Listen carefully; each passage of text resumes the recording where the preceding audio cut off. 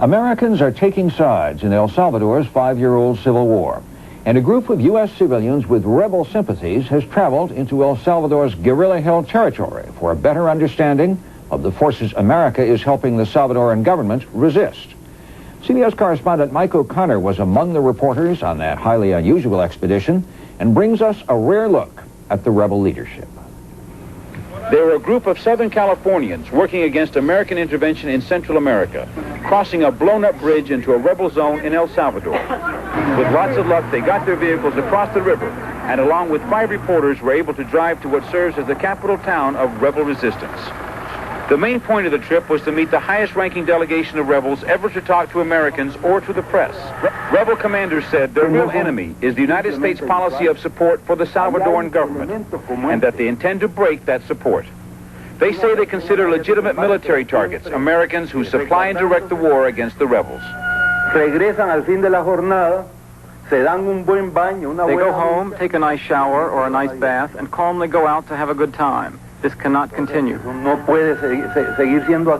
The rebel leader, considered by many American military men to be a genius, and who has never before been interviewed by American reporters, said the rebels have been relatively inactive because they are preparing for an offensive which in the next months will cripple the army and the economy. We will be throughout almost the whole country, operating in towns, highways, important cities, and production centers. They refuse to define their political ideology, saying some of them are Marxist-Leninists, but that is their right. They said the war here springs from oppression, not from Soviet expansionism. When the Americans arrived, they found the rebels had produced a display of support by residents of this pocket of rebel territory. The rebel faction in control here admitted they had neglected to work enough for support by civilians, but now they are paying more attention to political and church organizations. At a mass, the Catholic priest seemed to support the rebel cause. He said the people here must have faith that their oppression will end. But this old man told the Americans he didn't understand what the war was all about. He said the army wants them to move away from the rebel zone.